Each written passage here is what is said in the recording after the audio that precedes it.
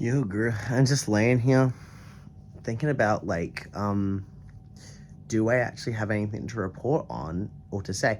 I remember telling myself in the very first diary entry I ever made, not video diaries, like the first audio diary I ever made back in 2019 or something. I remember saying that when I don't know what to talk about, just talk about what's going on in my life right now. I think I actually say talk about just what I can see. I think I should just talk about what's going on in my life right now. And there's not terrible. I mean, listen, I'm just at a point of building healthy habits and having hobbies and just trying to actualize, you know? So I'll just give an update on where life is at right now. So, I have deleted Grindr. I only use my Barbie flip phone when I go out. I am working out 5 times a week, between 4 and 5. Sometimes when I have events, I try to let my body rest sometimes, because 5 days is quite a bit, and you need 24 hours between workouts to do that, and sometimes that can just be a lot. I'm trying a new diet where I'm lowering carbs. I guess it does mean I'm eating a bit less, but it means that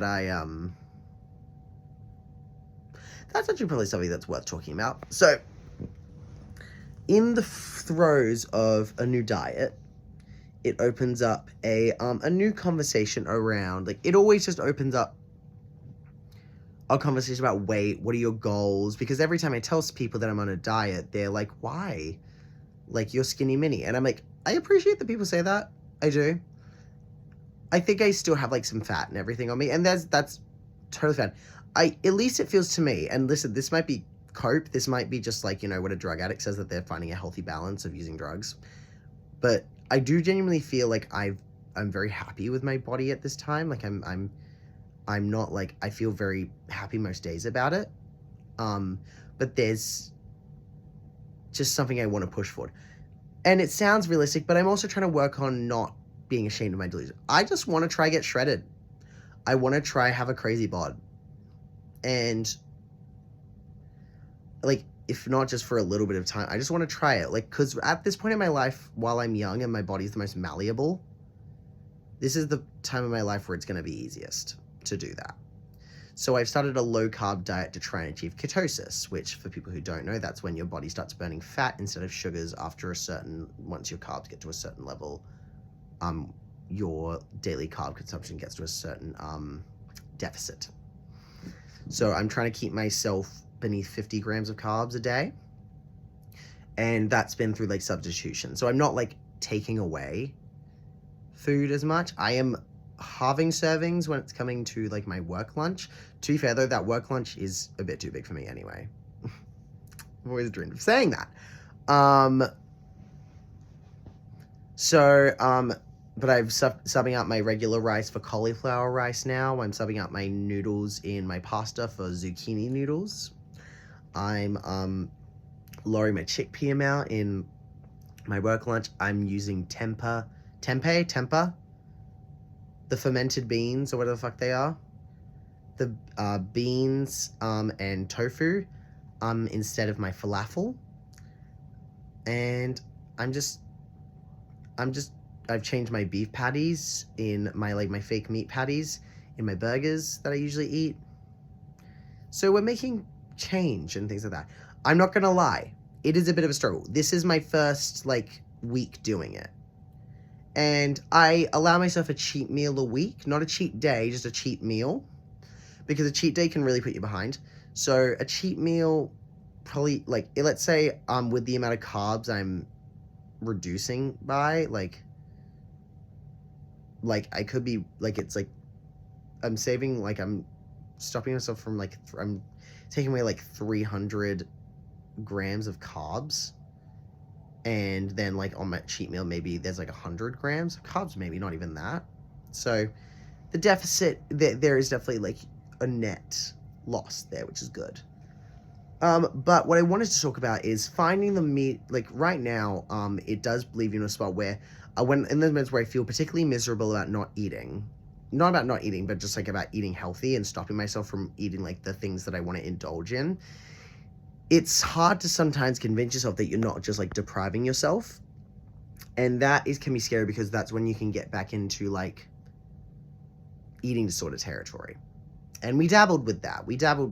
Way back when, towards the start of these video series. And I don't want to develop that relationship again. And I don't feel like that's the relationship I'm developing, but I'm just trying my best to be self-aware of it. But,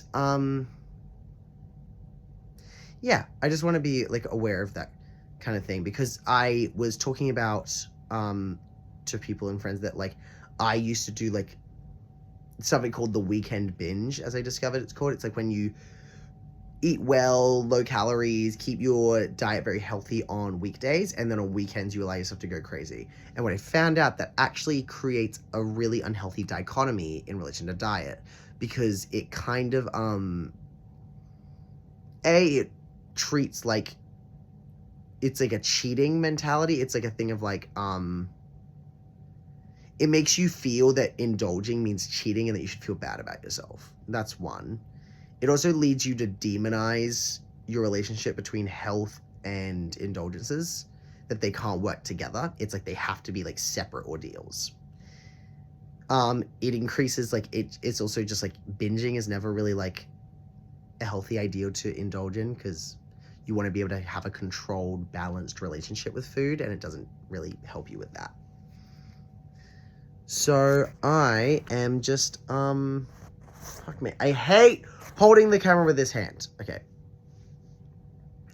So like it's about establishing like a healthy balance, and I'm only a week in, so I can't really say how healthy it is or how sustainable it is, but we're figuring it out. I will admit, I do feel lighter after eating a lot of the time now. I definitely feel lighter. But yeah, we're gonna see how we go with all of it. We're gonna give it a try. And but I'm doing okay so far, and the substitutes I've been putting in are really good. I haven't really worked in the tempeh and tofu yet. The tofu I think is going to be a bit of a challenge, because I think you really need to have like kitchen prowess to be good with tofu, or like to make tofu flavorsome. And I don't exactly have kitchen prowess, so we'll figure that out. Yeah, and then pole dancing is keeping me really fit and active and happy, and you know, since deleting Grindr and all that kind of stuff, I thought I would have like a slug period of feeling really shit and feeling like I really had to adjust to this new lifestyle of like pushing men out, and let it like, and it's actually been a really sudden shift. Let it be known, I still have like my weak moments, like, and I still think about that sometimes. Like sometimes I'm just like laying awake and I was like, God, I would love to just like go for a hookup or just have that sort of like companionship with a guy right now.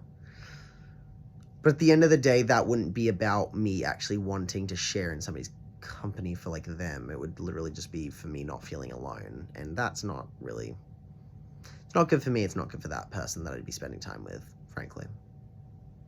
But yeah, I still have my weak moments with that sort of thing, but we have done 1 month of our healthy habits. We are 1 month in, and we have been really consistent and really maintained it. So I'm really proud of myself for that. I think it's really important for me to show, or to say to myself in these moments, that I'm proud of myself for that. Yeah, so we're a month in. We're in February now.